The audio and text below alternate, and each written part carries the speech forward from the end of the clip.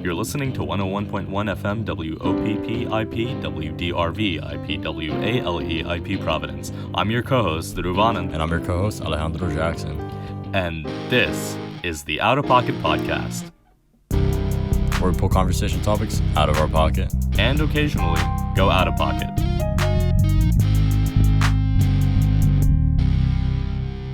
Welcome back to the Out of Pocket Podcast.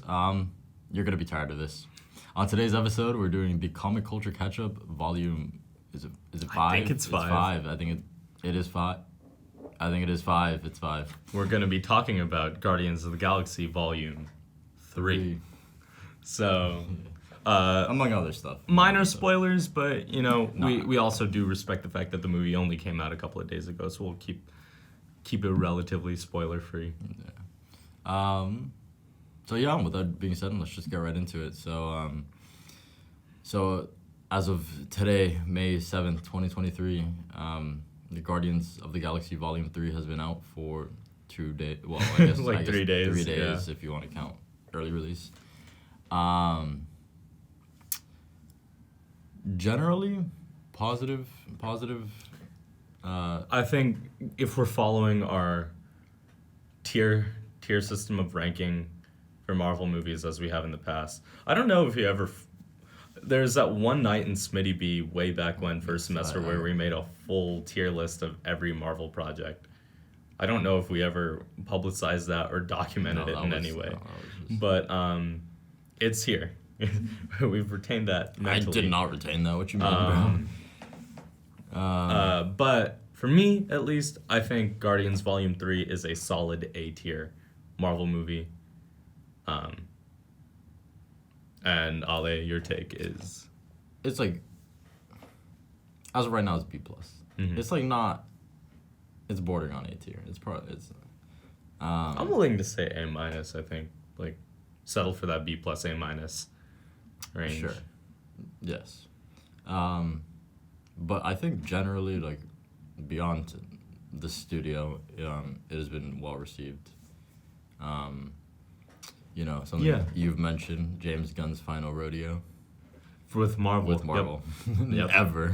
Man's just like, all right, bye. There's a reason he's named James Gunn. Bruh. I didn't say anything, please. But where to begin? So how are you approaching this?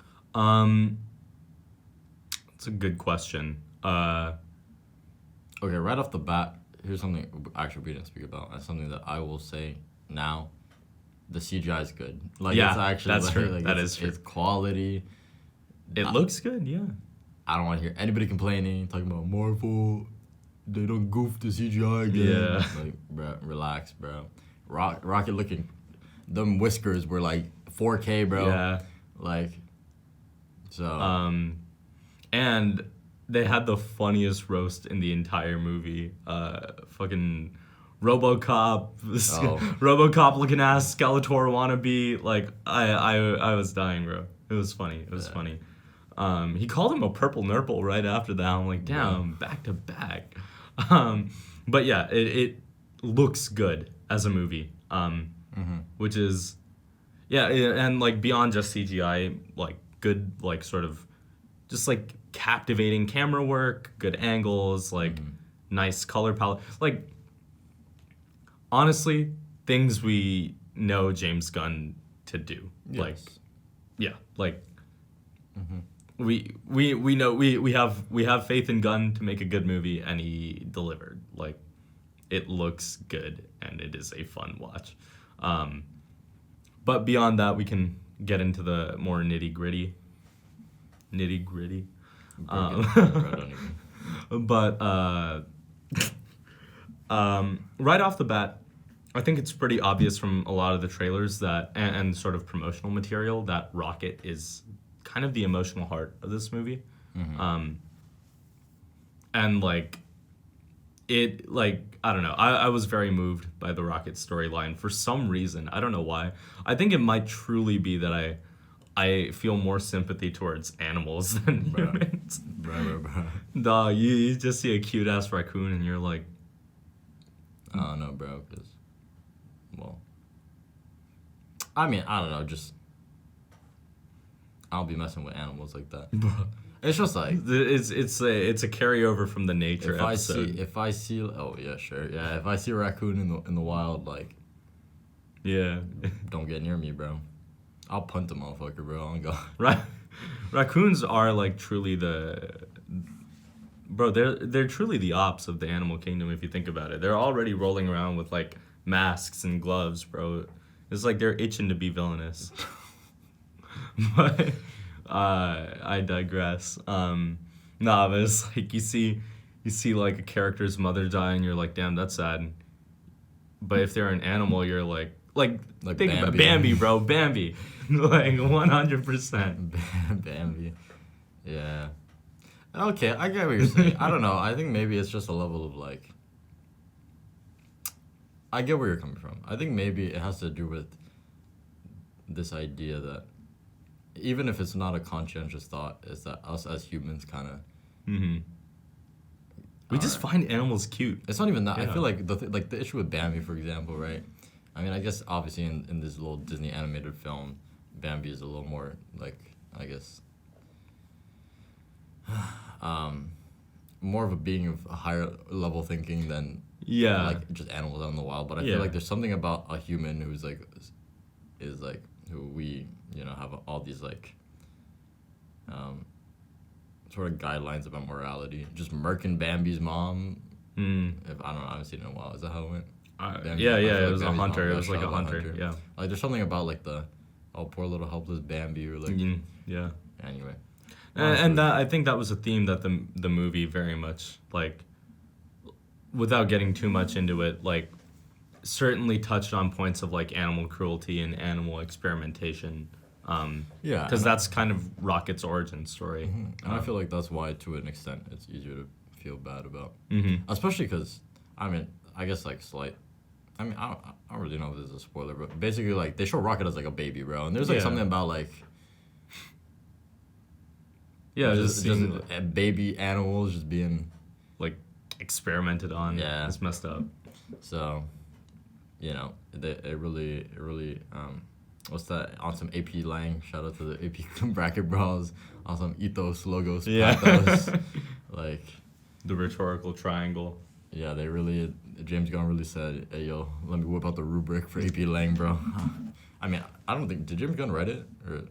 That's a good question, actually. I'm not sure. And to be fair, I think there's always a caveat to be had with how Marvel movies are written, because the studio... James Gunn did write it. The studio always has the bigger say at the end of the day. For sure, for sure. And, like, it's pretty much a given that no matter how, like, talented the director is or what direction the director wants to take a movie, the studio pretty much always intervenes and says like it feels like Marvel gives these directors their own rubric, bro, and they're like, okay, you got to include a third act CG action battle. It has to happen. There has to be like mindless aliens or zombies or robots or something that the heroes can just like mow through. That is a given. Mm-hmm. Like any Marvel movie you watch, it happens. Yeah. Like, I didn't notice it when I was a kid, but once I sort of got more, just attuned to this sort of thing, you can't stop noticing it. Mm-hmm. Even the movies that we hold in super high regard, like Black Panther, still happens. Yeah, the only one... I'm trying to think of the ending of Winter Soldier for some reason, like... I feel like that one. Okay, Winter Soldier's a little different. But I feel like it still did have like a weird battle scene. I'm trying to think. I feel like it did on some helicarrier, but like... Definitely the airport battle too. But the airport battle was a little different. What, Civil War? Oh wait, yeah, I'm thinking of Civil War. My bad. Winter Soldier was the one where like... Because the helicarrier came crashing, and then there's the elevator scene. It was a really long time ago. Okay, Winter Soldier though. I feel like Loki is kind of pushing exceptions, bro. Like I'm trying to think, and I can't think of like some big CG or like big CGI. Like Winter Soldier's kind of just based.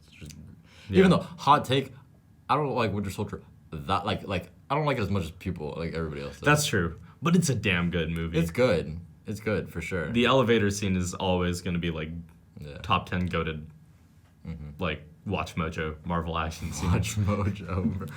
Oh, man.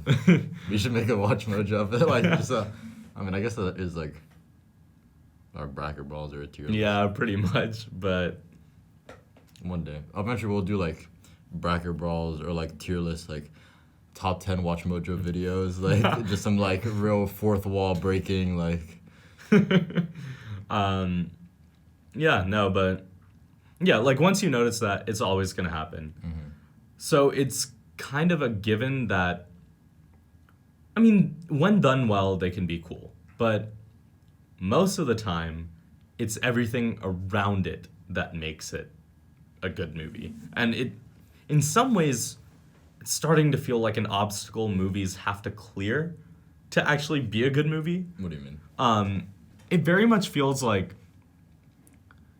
these things no longer add to the movie. They like CGI. Yes, like I'm not saying CGI doesn't add to the movie, but like these extended third act battles of like absolute like CGI fests like animals or not animals, like robots and zombies and whatever getting just like mowed down, and our heroes, like it very much feels like you can cut a good 10 minutes of the action and the movie effectively remains the same. For sure. Like it's great eye candy.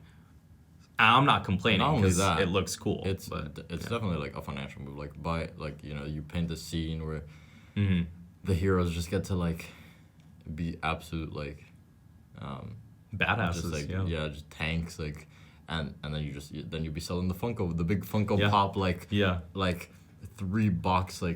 individual Funko Pop box. Like, it's marketable because those are the scenes you see in the trailer. Those are the scenes that people talk about. Yeah. You know, it's like, and also like you remember being a kid and you go to school like after a movie comes out and you're like, and then they were like, and then someone's like, and like you're like trying to tell your friends the story of this movie, and like those are the parts you talk about. Here's a hot tip, no kid pulls up and he's like, yeah, I found the characterization of like nah. And theory time. Welcome to Alice theory time. My theory is that this entire like meta had to have been set by Power Rangers, bro. Like, have you seen the Power Rangers shows back in the day? Like, that's all they used to do, bro. And like goated shit. And kids ate that up, bro. Like, those scenes are like, because it's all, like they're like, oh look, they're like their sword, like look, you got a new sword, and like that's where all the power ups happen, bro. That's where everybody gets their like power boosted, and they're like, all right, like. Here's the thing, I'm a hop in on Ale theory time and take it back further, right? Those tropes came out of anime. Anime came out of the U.S. sort of having this cultural like sort of dominion over Japan after the war. World War II came from World War I, which came from the assassination of Archduke Franz Ferdinand. So long story short, the MCU. I mean, valid theory, bro. I mean, I can't. You heard it here first. This goes in our like in the sacred texts of sociology, along with what was the other ones? The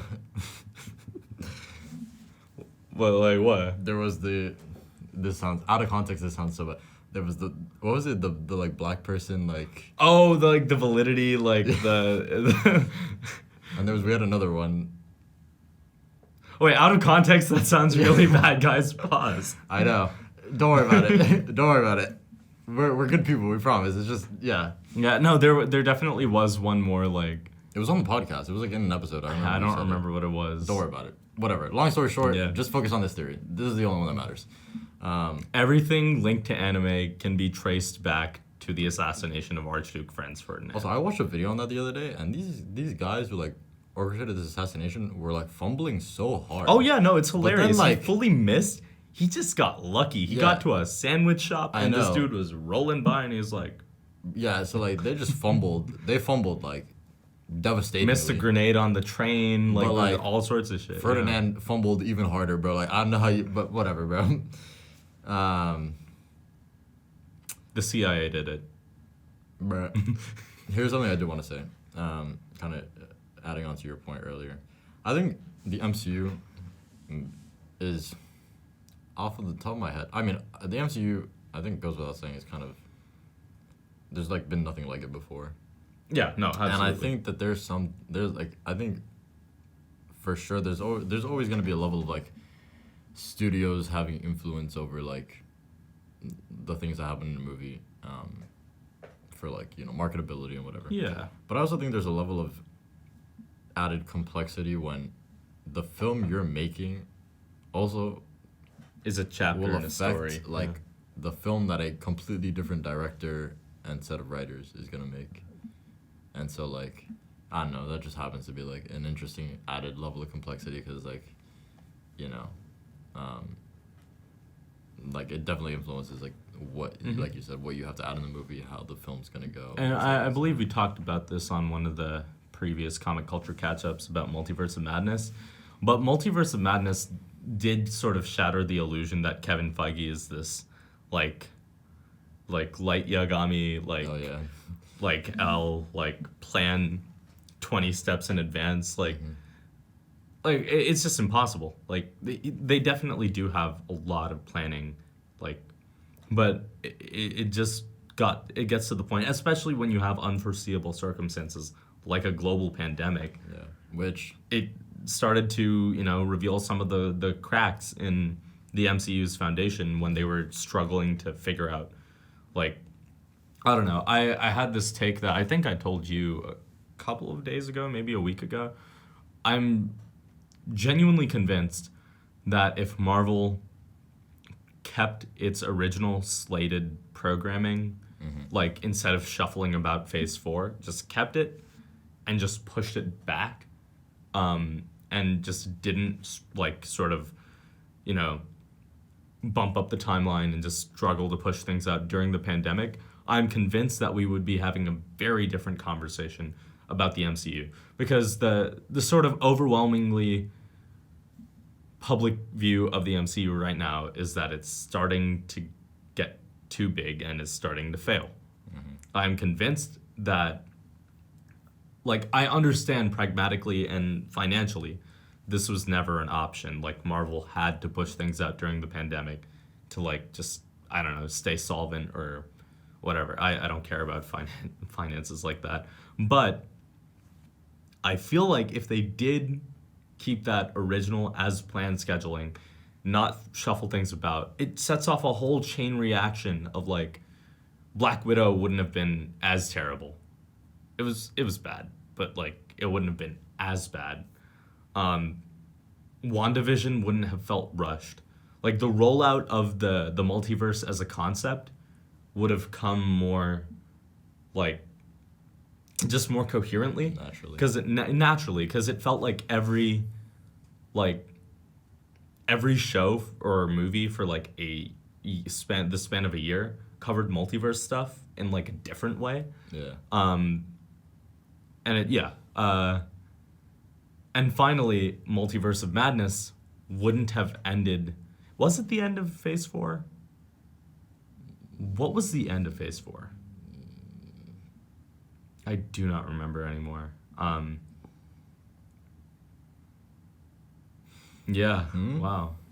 What came out last winter?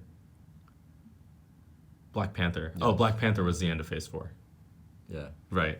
But either way, Multiverse of Madness wouldn't have, like, the problems with Multiverse of Madness, I'm convinced, could have been at least alleviated if, like, Sam Raimi had more time to interface with WandaVision as, like, a thing instead of having it sprung on him as he was writing the script that WandaVision is a TV show that is happening and will be released before Multiverse. It threw the whole thing off. And then Quantumania would have come in at the end of Phase 4 and introduced everyone to Kang as a villain. It would have felt much more, like, sort of grand and interesting. I don't know. Like, yeah. But, and then, like, coming off of that, Guardians would kick off Phase 5.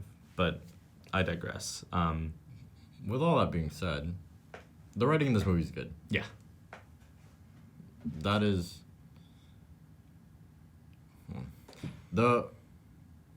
I guess the like the plot writing in this movie is really good. Mm-hmm. I mean, I have my opinions about the humor writing. Yeah. Humor is weird because it's super subjective. It is. Jokes just don't like, I don't know. Yeah. Yeah. But we can cover that later. Plot writing was really good. As you mentioned before, we get Rocket's backstory, which was really well written, really well carried out.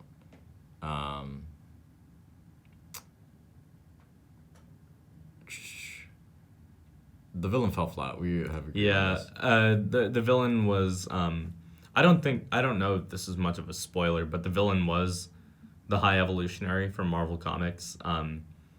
He's this character who, from what I remember, is like, I don't know, just seems a lot smarter and more put together than the movie presented him. Yeah, I agree. Yeah. Just overall kind of cooler and more like, I don't know, just more like ominous. And the movie presented him more as like kind of like a maniacal scientist, which is like definitely an aspect of his character, but they brought out the more like manic and like honestly goofy side of the character. Mm-hmm. Which I don't know, for a villain, like they did the same thing to Gore. They did the same thing to my boy Gore in Love and Thunder. Gore is not supposed to be cracking jokes and like low-key have a Cockney accent. Like, what is happening? Yeah, Gore was actually like a character assassination. You can't, bruh. The High Evolutionary, I wasn't too mad about because I'm gonna keep it a buck. Like, yeah, he's not a big. It's because like even in the comics, nobody cares about him. Yeah, like, true. So, so like he's relevant to the Guardians purely because of Rocket, and his villain was kind of flat, but like I wasn't like it didn't ruin the movie for me. It's funny. I watched a video last night about Guardians, and this YouTuber, Moist Critical, if you know who Moist Critical is, basically said that he actually appreciates the fact that Marvel for once in a long time just introduced a just hateable villain. Like there was nothing redeemable about him. Like you never like had to like feel like, oh, I can understand. Like you were just like, no, this guy should die. And he did. Or wow. My bad. Low key though. Okay, there's this very common rule in TV and movies where if you don't see the body, you never. Yeah, it's never quite confirmed that they're dead. And I think Marvel follows that heavy. Oh, yeah, 100%. So, I guess, spoiler, we don't know if he's dead. My bad, y'all. Logically, he should be. But Marvel logic means that man's like, nah, he chilling, bro. He gonna come back with an even bigger forehead. And, I don't know. But, I do think actually a lot of the effects of this movie looked good because they seemed more practical than CG. I was thinking about that. Like, for example, like the High Evolutionary's skin, if you see it, like, you'll know. I feel like it was more practical effects, as well as, I forget his name. The character who inherited Yondu's. Oh, Craggle? Something like that. Like you can see like the sort of like the like skin around the like his new fin. Yeah, it's prosthetic. It's like prosthetic, but like you can tell it's like it's practical effects, and even though like there's just something about it that kind of makes sense. That kind of is like okay, like it doesn't feel like it's like unnatural or like I don't know. I'm not explaining. And it's like it's a very Star Warsy thing. Like it feels. You're seeing all these crazy aliens in the Marvel universe who you never see before, but it feels like lived in and it feels believable because of that. Yeah. You know? It's part of what made Star Wars work in the first place. For sure.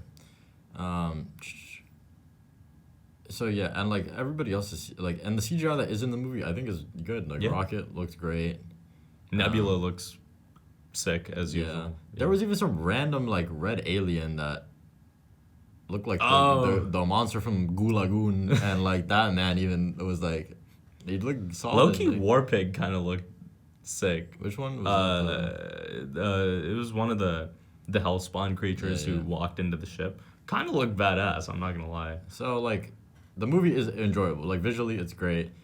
Plot-wise, writing, it's, like... Every character had an arc. Except for the villain, but, like... Yeah, but... Like, it's whatever. Yeah. Like, the best way you can put it is the villain is low-key bootleg Kang. Yeah. Like, except... Bootleg Kang, except... I don't know, just, like... I mean, it's straight up like low-key, okay, like just cartoonishly evil. Yeah, it's cartoonishly evil, and like, but like his powers are straight up like low-key, like bootleg. Yeah, and like, that's about it. That is one thing that's getting. I don't know. You mentioned this last night. You mentioned how a lot of Marvel characters are now getting hand wavy magic powers, which are like. Yeah, I don't know. Like yeah, like I feel like. Here's the issue. It's not even that they're hand-wavy magic powers, because I think that there are a number of characters in Marvel Comics that have very similar powers. My issue is that they are like starting to lose the explanations. Yeah. Like I feel like phases 1 through 3, we all got like backstories behind why. Like Iron Man's like he just built a suit because he needed to get out of a war zone. Captain America, his like whole first movie is about how he got his powers. Mm-hmm. Black Widow. There were a lot of origin story movies back then. Yeah, Black Widow's powers are like a little more vague, but I think that contributes to the characterization, like especially like in Age of Ultron, how Black Widow doesn't want to talk about her past, and like it's this whole issue between her and Bruce Banner, and like etc. But like we get like we know enough. That like we care and it like makes sense and we can be okay with it. But I feel like there have been like a large number of characters in recent Marvel projects that are just like get exposed to some ambiguous energy. Oh snap! I have powers, or like Miss Marvel, like not even Miss Marvel, or not Miss Marvel, Captain Marvel. Well, even Captain Marvel got an explanation, but that one was kind of hand wavy. Like, yeah, that was like the Tesseract. That was a hand wavy explanation for some hand wavy powers, but whatever. And also a hand wavy use of the Tesseract, like. Yeah. Dog, why was it there? Yeah, whatever. That's whatever. I think like Monica Rambeau, in my opinion. Yep. Kind of weird hand wavy. Like, there was another character that I was thinking of. Well, I'm blanking, but then in this movie, it's all like very much in the vein of Biden blast. But in this movie, like. It's this new character who was teased at the end of Guardians 2. I was finally introduced in Guardians of the Galaxy 3, and that's Adam Warlock, who I think is arguably the worst of them all because he has hand-waving magical powers, and there's no explanation whatsoever. He's just posted up on the block. He's the Warlock. Yeah. That's it. He's the Warlock. That's the only explanation you get. They never explain what that means. He just has super strength, flight, and... Which is kind of a travesty. Which, like, is just about the same powers that every other, like, cosmic being has. Which is a travesty because in the comics, he is a very influential, like, powerhouse of a character. Yes. And kind of a scary guy. So my issue... Yes, so that's... Okay, so... And this... The only issues I have with the writing... Like, basically, my 4 qualms with the writing in this movie are they assassinated Adam Warlock's character. Mm-hmm. High Evolutionary fell flat, but that one's not really like it's whatever. There's been I have less of a problem with the villain falling flat because not every villain can be Killmonger. Yeah, like that's the thing. So like in the YouTube video I watched last night, he made the case that Marvel has been trying so hard to replicate Thanos that like it's starting to become too forced. You can't have like Malekith from the Dark Realm. For every movie? The Dark Worlds, yeah. But you also can't have Thanos in every movie. Like, some movies are just going to have evil villains because that's what the plot necessitates. Mm-hmm. Some movies are going to have villains who challenge the characters, morally. And plus, it's like the same logic of like, well, this is getting into real. But like, basically like, why don't we just print $1 billion for everybody? It's like, well, because then $1 billion means nothing. Like if everybody has it. So like my point being that like if we have all these villains that are Thanos level, then what's the thing that like what makes like a good villain good if they're all like. Yeah. If we have Thanos 1 and then Thanos 2, and like they're like I don't know, it's just like, I think there's something that the good villains are made good because you have the villains who are just like there to be villainous. Yeah. But and then my other qualms were, I mean, this is like a kind of larger Guardians of the Galaxy franchise, but Drax. I do have issues with Drax's character, how it's been executed. Even the Dave Bautista, the actor. Yeah, just criminally underused and just underwritten since Guardians 1. And I think there's something about, like, I mean, there is a level of, like, kind of, you don't want to make the movies, like, kind of one-to-one comic adaptations. Or, like, I mean, I guess you can, but, like, the MCU has not been following that kind of path of execution. But I do think, like, the way they played out his character, I feel like is, in my opinion, does a bit of a disservice to his story in the comics. Because I can't now remember it exactly, but basically his whole mission is to kill Thanos. Yeah. And I feel like they could have done really interesting things with his character. Like, I feel like, first of all, Drax is immortal. Mm-hmm. Like, in the comics, Drax is immortal, and he just kind of his whole purpose is just to kill Thanos. And like, and there are some comics where, like, and this is something they could have definitely done in the MCU and it would have been great, is like, after he kills Thanos, he kind of just like falls into a slump because he doesn't know what his purpose is anymore. Yeah. And I feel like also that would have been really interesting to explore. Yeah, a really interesting point that just occurred to me is Guardians 1 is the first MCU movie where Thanos is more directly relevant to the plot. Like, you get that teaser at the end of the first Avengers, but, like, Thanos is fully, like, bankrolling Ronan, and, like, doesn't he make an appearance in the movie? Like, at some point? His shadow or something. Like, yeah, I'm pretty sure it was, like, him in a chair, bro. Yeah, I don't remember, man. It, like, this fully came out in 2014 when I was, like, 12 or something, so it's been a minute. But, I mean, they do name drop him. Like, they definitely reference him. Sure. Because Gamora is Thanos' daughter. Yeah. Like, you know, he's kind of much more of a figure in Guardians 1, and that sort of... And it also introduced the cosmic side of the MCU. So, yeah, just, like, going back to your point, like, the fact that they kind of fumbled Drax, even though he is part of a franchise that is arguably the most directly linked to Thanos until, like, Infinity War entered the picture. Like, yeah. Yeah, and that's the thing. And the other thing is, like, yeah, I think this is sort of Dave Bautista's kind of issue with the character, and also a bit of mine is, like now, he's just comedy, like, now, and I think that he used to be cooler. Not even more that, interesting. Yeah, but yeah, he used to be more interesting. I just think that it does a disservice to the character and also does a disservice to the actor because it doesn't let Dave Bautista kind of showcase his range of, like, and also from what I understand, he hates the paint. Oh yeah, I can yeah, I'm sure. But yeah, and you know, and this is like a kind of larger conversation, but, like, you know, I hope he doesn't, like, get typecast as, like, this, like, the big kind of doofy meathead, like the dumb oaf, as like I'm pretty sure they, like, have called him that in these movies, and I think that there's, like, just like a level of, like I don't know, I think so. This is kind of getting to, like, the humor point, is that what didn't work for me, like, what doesn't work for me is like kind of the, like, Drax calls somebody a moron and somebody calls him an imbecile and they're kind of just like, ah ha ha, like, oh, so funny. I think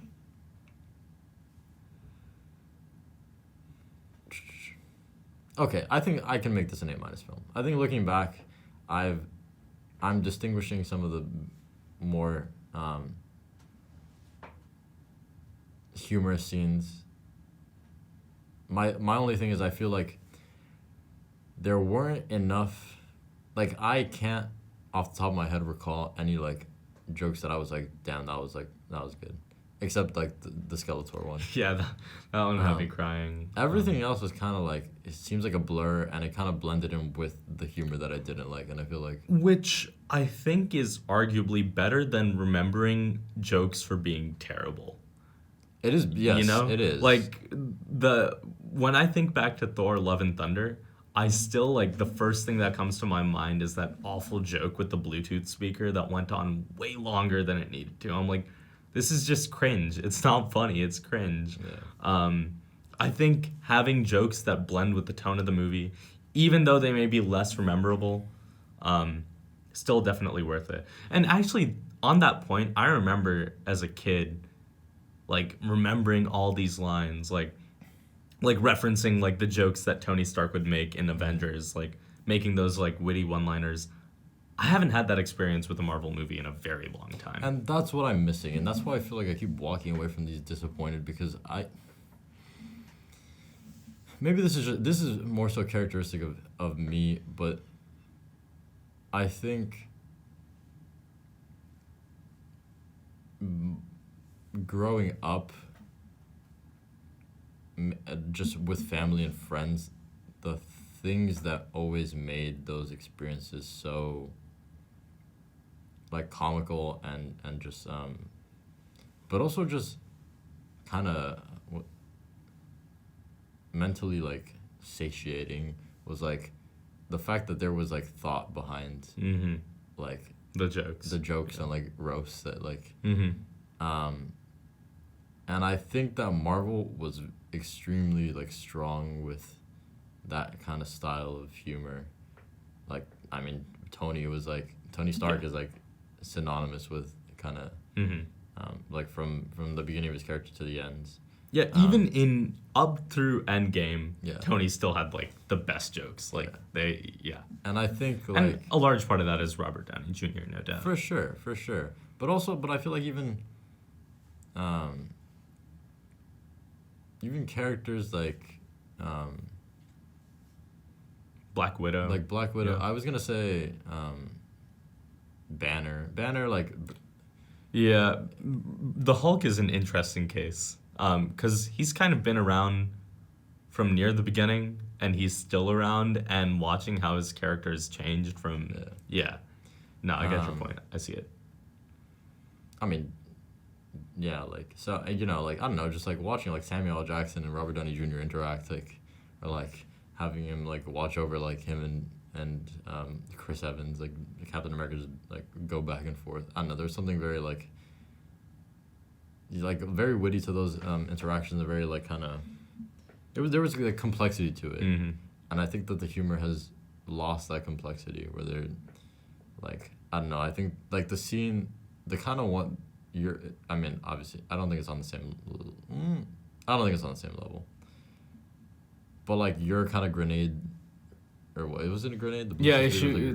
Like Natalie Portman was like, "Oh, is that a grenade?" And then Valkyrie's like, "No, it's a Bluetooth speaker." And then they played music for like 10 seconds. I'm like, there's no reason this needs to be in the movie. It's not funny. Yeah, like, my like kind of Bluetooth speaker scene was like the one where Drax. Well, spoilers. Where like Drax Mantis and Nebula are in the cage. And they're like trying to talk to these kids, and they're just kind of going back and forth. And then Drax is like, speaks their language, and then Nebula's like, "Oh, why didn't you do that?" And he's like, "Cause you never asked." I'm like, bro. Like, I felt like that was, that's actually a moment for me that didn't feel like a joke. It felt like the character moment where Drax was like, seriously, like, everyone thinks I'm a dumbass, but like I'm smarter than most people give me credit for. The ones that got on my nerves were like the earlier jokes about like Mantis would call him like she's like, "Oh, you're a dumbass," and he's like, "Oh, you think I'm stupid?" And then she like, "Forget." Okay, that was kind of funny. I'm not gonna lie. That was but yeah, I don't know. So still though, like on a sort of global level, the writing was good. Like it is a well-written, good-looking, and entertaining Marvel movie, which tragically isn't a given anymore. Not like it's not something that, the Marvel brand used to be that seal of quality. Mm-hmm. You'd walk in and kind of expect a good movie. Yeah, hasn't been the case for the last couple of years. Mm-hmm. Yeah, that's a good transition point. One, because we've talked about this for a while. Yeah, also true. We do have other things that we don't want a repeat of the Ant-Man episode. Yeah. So with kind of Marvel's decline in quality and reliability for, these movies that we hold so dear, someone emerges from the shadows. And it's James Gunn again. Given that, this was James Gunn's last movie with Marvel, you may be wondering, what's James Gunn doing next? Man was playing split screen co-op with the boys and said, "Yo, let me go change teams, bro." Bro said, "I play for both sides." Pause. And James Gunn is headed over to DC after he received much praise for his work with the Suicide Squad and Peacemaker. Mm-hmm. Yeah. I don't know why they remade Suicide Squad, but it was definitely welcome because the first Suicide Squad movie sucked. Mm-hmm. And now James Gunn really said, "Hey, yo, Kevin Feige, watch this, bro. I'm about to do your job." Like DC hired James Gunn to be there. Be Kevin Feige. Yeah. Kevin Feige. There's another dude there too, but I forget his name. And so it brings us to question if in the last 4 years we have been getting. We have received a batch of Marvel projects which have been quite variable in their reception and quality. And on the higher end of that batch is Guardians of the Galaxy 3. And that one director who made it is now like, all right, bye, I'm going to go work for the other team. Like, how's it going to play out for DC and Marvel going forward? The way I saw the DC transition, so what's happening is DC is pretty much acknowledging that the last 10 years of DCEU content has ultimately been a failure. Mm-hmm. The Spiderverse never made it, never took off. And though I do have my thoughts on that, DC has pretty much acknowledged that main continuity from the Spiderverse is gone. And they're trying to pivot away from that. And the way I saw it described by one of my favorite YouTubers, Captain Midnight, is they're basically trying to Tokyo drift the Titanic. They're trying to turn a big ship with a lot of momentum around, and it is going to take time and investment. It's not something that's going to happen overnight. I don't think we're going to see much of a change in what DC is doing. It's going to be gradual and it's going to happen over the next 5 years at least, but they're very ambitious. They're planning on rolling out movies, TV shows, and weirdly enough, they're going to start trying to tie in video games into the main DC continuity, which to me personally feels not only ambitious, but frankly overkill. Because there's only so much that the public attention can pay. I know by personal experience, I am pretty much only tuned in to Marvel in this sort of 100% all-in capacity, to the extent where I watch all the movies and I watch all the TV shows. I stopped being able to do that for Star Wars because it became too much, and frankly I did not care. And I stopped being able to do that for the DC movies. I still haven't watched the new Shazam, haven't watched Black Adam. So what's happening is DC is vying for that attention and that investment. And I'm interested to see how it's going to play out, because their big trump card for this year is the Menace himself. Ezra Miller. The new Flash movie that's coming out, and I think Aquaman 2 might be coming out later Or has Aquaman 2 already come out? I thought it already did. Wait, maybe it did. I genuinely don't know. The one that I know is as you just released a trailer is Blue Beetle. Oh, what? Blue Beetle has a movie? Yeah. Oh, interesting. Okay, Blue Beetle's funny, so like that's interesting. Aquaman 2 is dropping in December. Yeah, that's what I thought. It's dropping later in the year. But the thing with DC is they've had great success in the animated realm and in the sort of Elseworld projects is what they're called. Blue Beetle but like in August. namely like the Batman and Joker, widely like loved by fans and great critical reception, but they aren't main continuity projects. Aquaman, I'm sorry, sucked. The first Shazam, solid, but from what I've been hearing about the second Shazam kind of mid. Like this is the trajectory, and don't even get me started on the theatrical release of Justice League. Like, yeah, I don't know.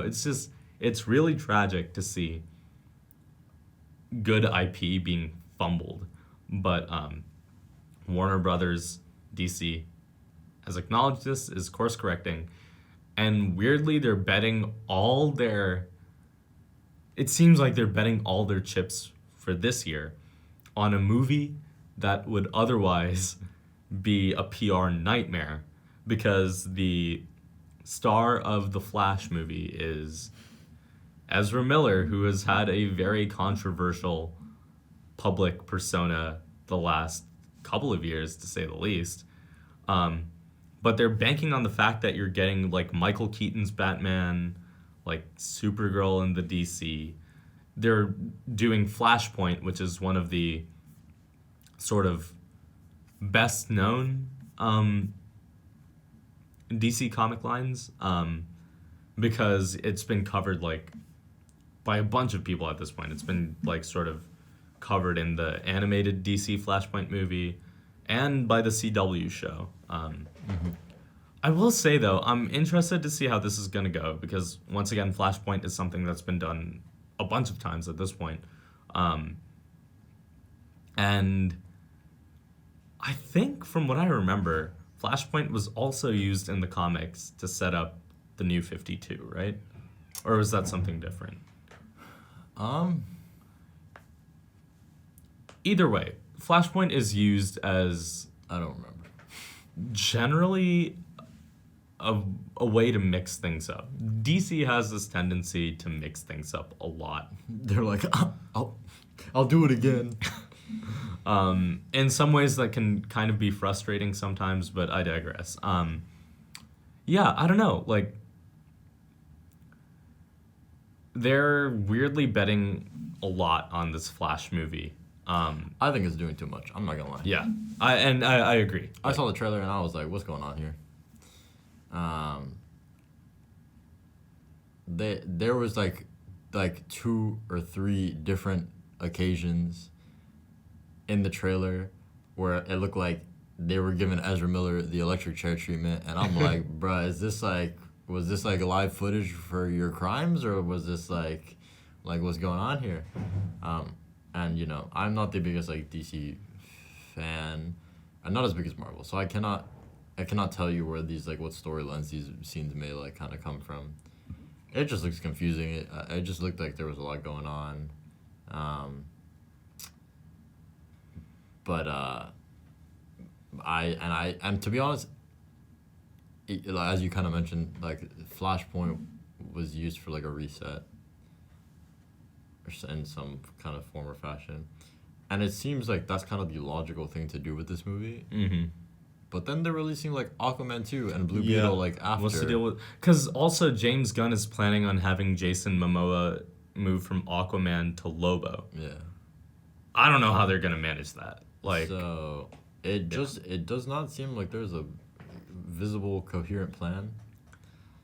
I always have hope that these movies turn out well for the sake of fans and for the sake of future comic book enthusiasts, and also to a certain extent for the sake of all the hundreds, thousands of people who work on these projects and depend on it for a living. And for the creatives who care deeply about the subject material and want to see it, faithfully adapted. For sure. The people who I don't give a shit about are studios and corporate bigwigs. But I digress. Anyway, in the last 10 minutes, we're gonna... I think it's become a trend, a pretty common theme that you and I are definitely more Marvel fans than DC fans. For sure. So after that brief 10-minute interlude about DC... Back to Marvel. We're going to go back to Marvel. 3 projects that we want to talk about. Just an update on Spiderverse, and then The Marvels, which is a movie coming out later this year, and Secret Wars, which is also another TV show, I believe, coming out later this year. In order of quickness we can get through things, we can definitely start with Into the Spider-Verse. I don't know how many more updates we have. Yeah, I don't really, but there's not a lot to say. We're like less than a month out, and I'm still stoked. It looks dope. I am very excited. Yeah. The latest trailer, just, yeah. Yeah, the only new update, Metro Spider. Metro Spider. Metro Spider wants some more. I've been exposed. Metro Boomin, who's producing the soundtrack for the movie. They got his own Spider-Man. They said, "Hey, yo, G, we'll hook you up, bro. We got you. We'll draw you a little something." And he's probably gonna be in the movie for like 2 seconds. But it's still cool. Yeah. We're also still gonna be in the movie, so just check us out. Spider-Verse truly does feel like the true gold standard of comic book movies right now. Just like an incredibly talented and cracked creative team. They're managing to hit the zeitgeist in terms of like just what people want to see, but still pushing the boundary on what a comic book movie can be. It's just like all these different factors working together very well to root it not only at the front of the public perception, because you got Metro Boomin on the track, you got a lot of very well known actors providing the voices for these characters, a frankly beloved IP. Like Spider-Man is one of the most probably the most important superhero in this sort of genre of media. Him, Superman, Batman. Those are the 3 characters who, before 2008 in the MCU, are probably the only superheroes people really knew if you weren't a nerd. I think so, yeah. It's just, I don't know. Yeah, very excited. Yeah. It's pretty cool. Moving on, in terms of brevity, I guess, Secret Wars. Yeah, Secret Wars, we don't know a lot about it. Yeah, it's just Nick Fury, and he's just doing Nick Fury things. I mean, it's basically, it looks like I don't know, it looks like Samuel L. Jackson just going places. It's true. It's like Pulp Fiction, but not as, just died down hella. It's just Nick Fury. He's kind of old at this point, yeah. He's 70, bro. Samuel Jackson is getting up there. This man's but the whole movie, I mean, he looks great. The man looks like he's 50-something, 57. But, he's basically just running around with a gun. So, I mean, low-key excited for, even though it does have the cosmic aspect of, the Secret Wars storyline in the comics is, it's, an alien invasion. There's these aliens called the Skrulls, who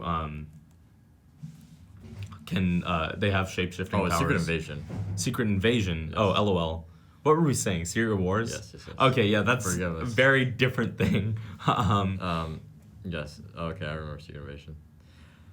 Yeah, Secret Invasion was a comic book where basically those green aliens from Miss Marvel and from Spider-Man Far From Home. It's also really interesting because they in the MCU, not all Skrulls are evil. No. But like in the comics, they were historically presented as pretty much like always ops. And the big Skrull storyline is Secret Invasion. You can't tell who's anymore. Or, like a lot of like not only government officials and whatever got infiltrated and replaced by aliens, but even superheroes to the point where they're like this. I don't know. It's just really interesting having these storylines of like superheroes not knowing if they can trust their own allies. Correct me if I'm wrong. Doesn't this lead directly into Civil War or something? Or nah, maybe it wasn't Secret Invasion. I do not remember. The speedball thing is what led into Civil War, but that's different. That was Civil War. Yeah. But anyway, so I don't know. Okay. Yeah. I fear that if they take Samuel Jackson and give him the Thor Love and Thunder treatment. Yeah, like I've lost all hope in Marvel. Yeah. I think Samuel Jackson, and here's the thing, I'm not gonna lie, I have faith that he won't let that happen. Yeah. Because like I'm not gonna lie, if there's any actor, this motherfucker wanted a purple lightsaber and he got it. Yeah. If there's any actor out there who won't let you absolutely like massacre his character, it's Samuel Jackson. So I have some faith that he won't be a big joke and that they will take this somewhat seriously. The trailer looks pretty like serious. Like I don't recall any jokes in there. I'm glad that Marvel is kind of returning to that tone for this one, like the Winter Soldier tone. Because I think like for example like in Miss Marvel when like they revealed how Nick Fury lost his eye, I feel like a lot of people were pretty kind of like bruh, are you for real, bruh? Yeah. Or in Captain Marvel rather. Yes, Captain Marvel. How he lost his eye, people were like, bruh, I can't believe it. Because, like, in the comic books, it was a whole, like, he lost it in war. I don't remember exactly, but yeah. And then they're like, nah, a cat scratched him. Bruh. Like, so yeah, I do have faith that, that they can kind of make a Winter Soldier-esque, like, for example, Winter Soldier is actually a really good comparison, because I remember there was, like, you know, that sequence in Winter Soldier where, like, Nick Fury is getting, like... Yeah. He's in a chase sequence, and then, like, we think he dies. Oh, yeah. No. Like... I'm trying... Like, now that I'm remembering Winter Soldier, it's a good-ass movie. It's good. It is really good. Hydra infiltrating S.H.I.E.L.D. Like, so, essentially, like, another one of those, like, kind of secret, like more grounded. Take a step back from the sci-fi and let like the spy espionage action. There you go. That's what I was looking for. Like and I feel like Samuel Jackson's a really good actor to do so. Mm-hmm. I mean, obviously, I think there are limitations to but I mean, like don't have this man doing like 17 front flips and whatever. But anyway, I'll also say like I believe Maria Hill is gonna be in the movie. Yeah. Played by Colby Smulders, who was Robin on How I Met Your Mother. The GOAT. Nah, I don't know. I am a big Colby Smulders fan. Yeah, I mean I've never seen it, but anyway, so I guess we'll just have to kind of wait and see. Mm-hmm. But hopefully they don't fumble. And the last one being The Marvels, which Nick Fury is also in for like a little bit. Mm-hmm. Captain Marvel, Miss Marvel, and Monica Rambeau, who is now Photon. Or I don't know, it depends. Something. She has like 3 different names in the comics or something. Yeah, but it's a team up movie. You didn't see the full trailer because I've seen it like on YouTube and stuff. I'm going to say this now. I do not have the highest of hopes. I hope it will be good though. From the trailer, for the sake of the movie, it just. I don't know. Maybe it was just that. I think. Maybe my issue with the trailer is that there was just not a lot like to go off. Basically, the entire trailer consists of them switching locations. I guess like the only thing they present in the trailer is that for some reason, and I quote, their powers have become entangled, and it seems like at some point when one character uses their powers, they have a chance of switching places with one of the other two. And that's basically the whole, like, that's all we've been presented, like, within the kind of show, or, like, the trailer. And so, yeah, I'm confused as to where they're going to go with this, plot-wise, what it's going to look like. I do hope that the not having much to go off of actually results in being pleasantly surprised when cool things do happen, rather than the alternative that the movie is a flop. The only part of the movie I am excited for is there seems to be an Indian wedding. And with that, do you have any sort of closing thoughts on that, or? No, just please, in the next comic culture catch-up, please do let us know if it's accurate. Yeah, true. All right, well, that's about our time, so let's take them out. You've been listening to 101.1 OPPIP, WDRVIP, WALEIP Providence. You guys can find us at www.theoutapocketpodcast.com, and Outta is spelled Outta. Through there, you can find links to our Spotify, Apple Podcasts, Instagram, and YouTube. Go check us out on all of those platforms. You could also hit us on the contact page on the website. Shoot us an email. Let us know what you want to see. Once again, thank you so much for tuning into the Out of Pocket Podcast. We'll see you next week. And good luck on finals. For those of you who do have finals coming up. For those of you who just finished, fuck you. You lucky ass. I'm kidding. Catch you guys later. Take care.